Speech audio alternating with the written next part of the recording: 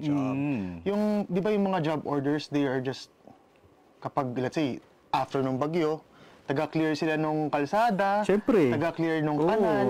Pero meron Pagka kasi, mando ng traffic, pagka may mga baha, di ba? kasi parang yung ano eh, they are hired in case of shock. Yun. Hindi sila pwedeng alam mo yun, yung mga contract workers in magiging admin staff ka. Ganun. Which is usually what's happening Diba? in a lot of government agencies. Kumbaga sa ano, para silang yung mga sa US, yung mga Contract workers. nag-hire ng interns tapos walang bayad. Yeah.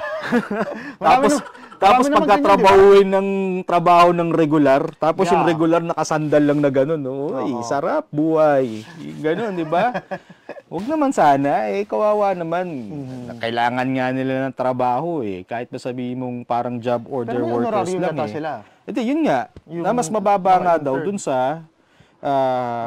kaparehong trabaho pero mas binabayaran sila na mas mababa kaysa dun sa minimum wage. At saka masakit dyan, Brad, hindi sila sakop ng CSC, Yes. ng Civil Service Commission Law, na ano, nagsasaad ng kung anong dapat ibigay sa mga ganitong mga safety nets, ganyan. Diba? Hindi lang yung sahod.